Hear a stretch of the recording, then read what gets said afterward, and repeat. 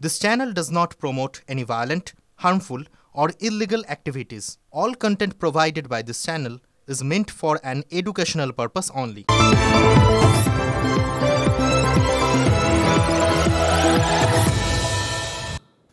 News top 9 নিয়ে lima রয়েছে আপনাদের সঙ্গে। নজর রাখছে এই মুহূর্তের বড় খবরের দিকে। ট্যাংরায় একই বাড়িতে 3 জনের মৃত্যুর ঘটনায় খুনের মামলা দায়ের করেছে পুলিশ। অজ্ঞাত পরিচয় আততায়ীর বিরুদ্ধে খুনের মামলা। অজ্ঞাত পরিচয় একজন ব্যক্তি, তার বিরুদ্ধে খুনের মামলা। ঠিক কি বিষয় এখনো অবধি সামনে আসছে?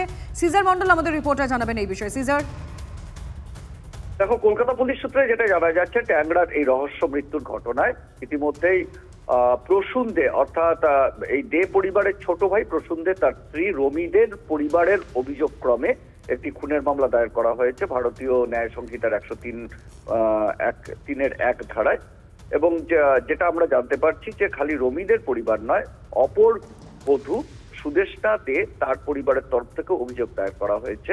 আমরা জানি যে এই 3 জন, অর্থাৎ সুদেষ্টা, রমি এবং রমির কন্যা সন্তান, 3 জনকেই মৃত অবস্থায় পাওয়া গেছে ট্যাংরার বাড়িতে। এবং দুই বধূর গায়ে কিন্তু একাধিক ডিপ কাট ইনজুরি, অর্থাৎ ধারালো অস্ত্রের আঘাত রয়েছে। আর ওই কিশোরীর কে শ্বাসরোধ করে খুন করা হয়েছে, এমনটাই প্রাথমিকভাবে জানা যাচ্ছে। এবং তার ভিত্তিতেই এই মামলা রুজু করা হয়েছে বলে জানা যাচ্ছে। যেহেতু এখন পর্যন্ত বাড়ির পুরুষ সদস্যরা তাদের স্টেটমেন্ট স্পষ্টভাবে দেওয়ার জায়গায় নেই, সেই কারণে অজ্ঞাত পরিচয় ব্যক্তির বিরুদ্ধে মামলা করা হয়েছে। ধন্যবাদ সিজার।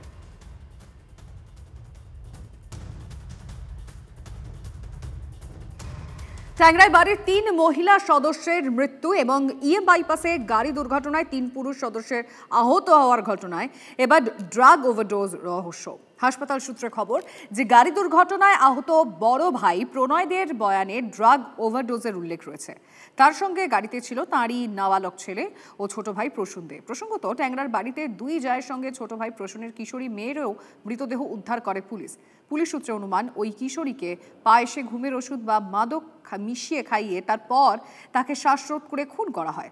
তাহলে সেই কিশোরীর পায়েসে কে মিশিয়েছিল মাদক বা ঘুমের ওষুধ? রহস্য ঘনীভূত।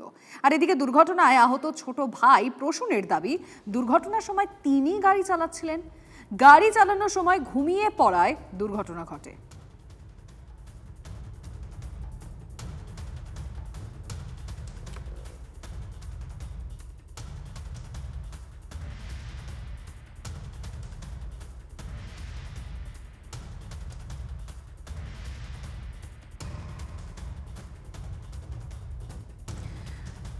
আমরা আরো একবার আপনাদের জানিয়ে রাখতে চাইবো যে একটার পর একটা মিসিং লিঙ্ক যেখানে সামনে আসছে, যে সেই কিশোরীর, অর্থাৎ যে কিশোরীর মৃত্যু হয়েছে 3 জনের মধ্যে, তার পায়েসে ঘুমের ওষুধ কে মিশিয়েছে। কারণ এখনো পর্যন্ত যে বিষয়গুলো সামনে এসেছে তা হলো ড্রাগ ওভারডোজ রহস্য। হাসপাতাল সূত্র আমাদের কাছে খবর রয়েছে, গাড়ি দুর্ঘটনায় আহত বড় ভাই প্রণয়দের বয়ানে ড্রাগ ওভারডোজের উল্লেখ রয়েছে। আর তার সঙ্গে গাড়িতে ছিল তাঁরই নাবালক ছেলে ও ছোট ভাই প্রসূন দে। প্রসঙ্গত, ট্যাংরার বাড়িতে 2 জায়ের সঙ্গে ছোট ভাই প্রসূনের কিশোরী মেয়ে মৃতদেহ উদ্ধার করে পুলিশ। আর পুলিশ সূত্রে যেটা অনুমান, ওই কিশোরীকে পায়েসে ঘুমের ওষুধ বা মাদক মিশিয়ে খাইয়ে তারপর তাকে শ্বাসরোধ করে খুন করা হয়। তাহলে সেই কিশোরীর পায়েসে কে মাদক মিশিয়েছিল বা ঘুমের ওষুধ, যেটাই হোক না কেন, সেটা কে মিশিয়ে থাকতে পারে? একটার পর একটা প্রশ্ন সামনে আসছে আর রহস্য ক্রমশই ঘনীভূত হচ্ছে। আর এদিকে দুর্ঘটনায় আহত ছোট ভাই প্রসূন দাবি করছে, দুর্ঘটনার সময় তিনি গাড়ি চালাচ্ছিলেন। গাড়ি চালানোর সময় ঘুমিয়ে পড়ার সময় দুর্ঘটনা ঘটে। বড় ভাই প্রণয় দে, তার যে বয়ান হাসপাতালে তিনি জানিয়েছেন, যখন তার কাছে চিকিৎসকেরা জানতে চান যে ঠিক কী কারণে দুর্ঘটনা ঘটলো, তখন প্রণয় জানান যে ড্রাগ ওভারডোজ, এই শব্দবন্ধ তিনি উল্লেখ করেছেন। আর এখানেই রহস্য ঘনীভূত হচ্ছে। তার কারণ, প্রণয় দে গাড়ি চালাচ্ছিলেন না, তিনি পেছনের সিটে বসেছিলেন, তিনি ড্রাইভারের সিটে ছিলেন না প্রণয় দে, এই তথ্য স্পষ্ট। তাহলে প্রণয় দে ড্রাগ ওভারডোজের কথা কেন উল্লেখ করলেন? তিনি জানিয়েছেন বুধবার ভোর রাতের ঘটনা, মঙ্গলবার ড্রাগ ওভারডোজ হয়েছে তার, এই কথা তিনি চিকিৎসকদের জানিয়েছেন। কেন এই কথার উল্লেখ করলেন? গাড়ি তো চালাচ্ছিলেন তার ভাই প্রসূন দে, যিনি জানিয়েছেন যে দুর্ঘটনার কারণ কি। তার মতে তার চোখ লেগে গিয়েছিল, সেই কারণে গাড়ি দুর্ঘটনার শিকার হয়। অর্থাৎ ছোট ভাই বলছেন যে চোখ লেগে গিয়েছিল, ঘুম চলে এসছিল, সেই কারণে তিনি পিলারে গিয়ে ধাক্কা মারেন, সজোরে গিয়ে ধাক্কা মারেন। আর যিনি চালকের আসনে ছিলেন না, তিনি ড্রাগ ওভারডোজের কথা উল্লেখ করছেন। আর এখানেই আরও বেশি করে রহস্যের জাল ঘনীভূত হচ্ছে। ক্যামেরায় অমিতের সঙ্গে সৌরভ দত্ত, TV9 বাংলা, কলকাতা। ট্যাংরাকাণ্ডে 3 পুরুষ সদস্যের অবস্থা এখনো সংকটজনক। 3 জনই ভর্তি বাইপাসের ধারে বেসরকারি হাসপাতালে। প্রণয়দের কোমরের ডান দিক, পা ও কপালে আঘাত রয়েছে। কোমরের হাড় ভেঙেছে, বাঁ দিকের কপালে রক্ত জমাট বেঁধে রয়েছে। ভেঙেছে নাকের হাড়। গাড়ি চালাচ্ছিলেন প্রসূনদেব, তার বুকের আঘাত অত্যন্ত গুরুতর। আর ডান দিকের পাঁজরের 4টি হাড় ভেঙেছে, বাঁ দিকের পাঁজরের 3টি হাড় ভেঙেছে। ফুসফুসের বাইরের আস্তরণ ক্ষতিগ্রস্ত হয়ে হাওয়া ঢুকেছে। বাঁ হাতের কবজি সংলগ্ন হাড় সরে গিয়েছে। বুকে পেটে ক্ষত রয়েছে। শরীর বিভিন্ন জায়গায় কাট ইনজুরিও রয়েছে। নাবালকের বাঁ হাতের বড় অংশ জুড়ে ক্ষতস্থান। আঘাতের জায়গা ফুলে রয়েছে। কবজি ও কোমরের হাড় ভাঙা, 2 হাত পা ক্ষত বিক্ষত। ডান হাতের ভাঙা হাড়ে অস্ত্রোপচার হয়েছে। মেরুদণ্ডের একাধিক হাড় ভেঙে ক্ষতিগ্রস্ত।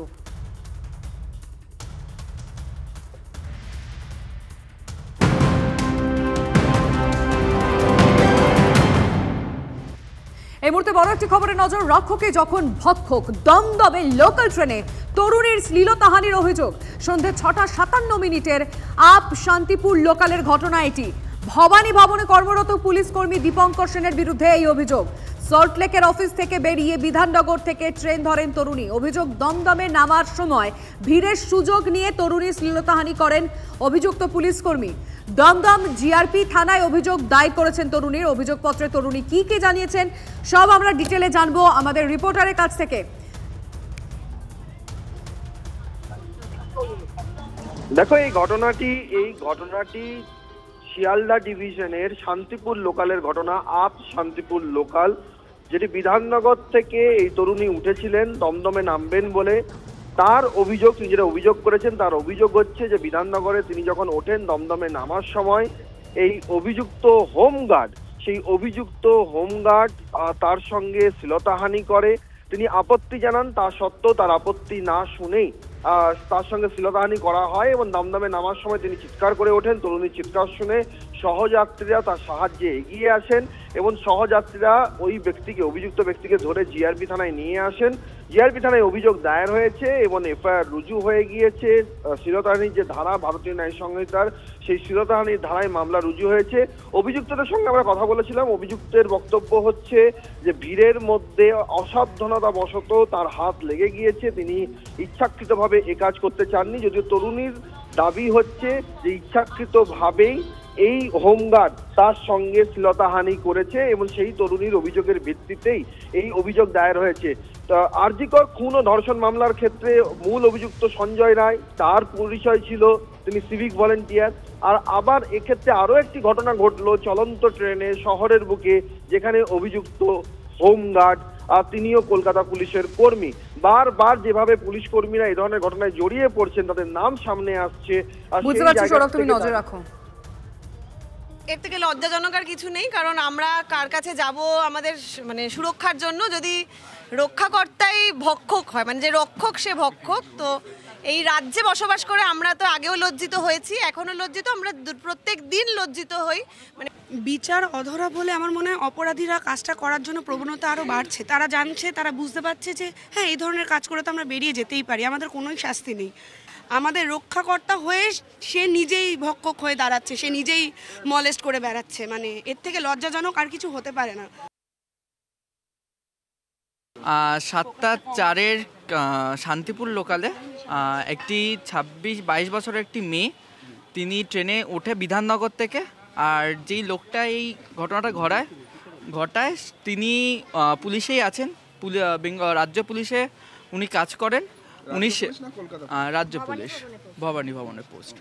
তো উনি শিয়ালদা থেকে ওঠার পর উনি যেহেতু ট্রেনটা হয়তো ভিড়টা কম ছিল, তা সত্ত্বেও উনি মেয়েটার পাশে ঠেলে ঠেলে এগিয়ে আসে, ওনার মানে বুকের মধ্যে হাত দেয়। তারপরে যার সাথে এই ঘটনাটা ঘটে সে ট্রেন থেকে নেমে এসে লোকটাকে ধরার পর আমরা এগিয়ে যাই এবং তখন একদমই লোকটা ডিনাই করে যে না আমি কিছু করিনি। যখন আমরা ওনাকে ফোর্স করি তখন উনি বললেন যে না হয়তো ওনার ভুল করে হয়তো লেগে যেতে পারে।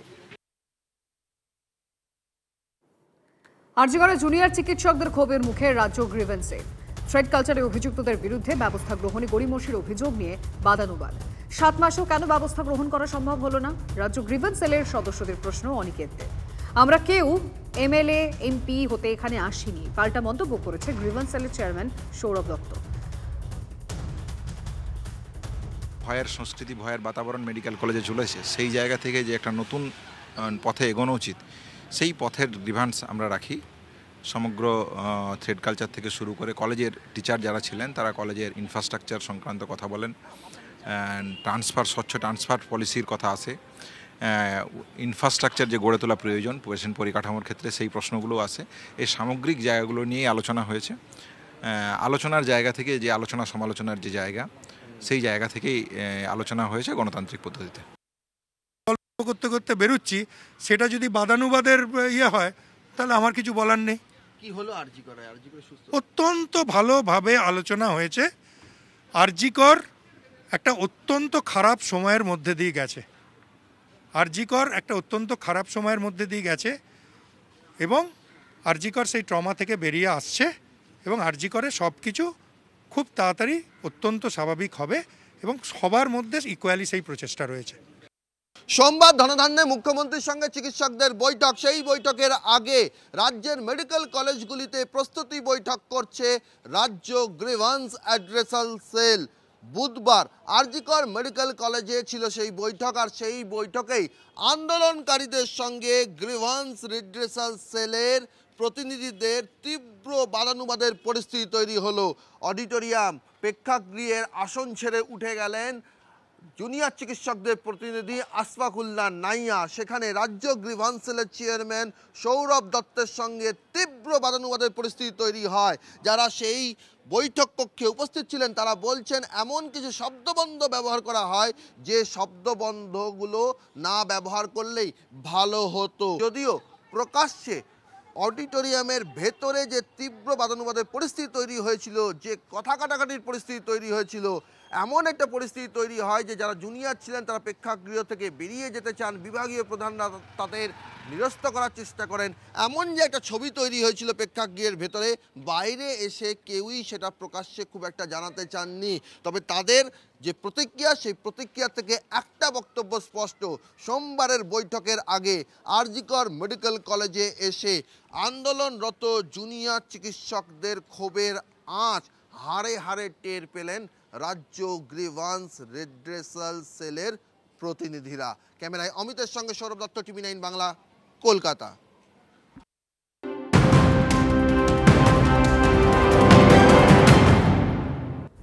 চমকের পরম্পরা অব্যাহত। 27 বছর পর দিল্লিতে ক্ষমতায় ফিরে মুখ্যমন্ত্রী পদে চমক দিল বিজেপি। বৃহস্পতিবার দিল্লির নতুন মুখ্যমন্ত্রী হিসেবে শপথ নিচ্ছেন রেখা গুপ্তা। উপমুখ্যমন্ত্রী হচ্ছেন দিল্লি ভোটের জায়ান্ট কিলার প্রবেশ বর্মা।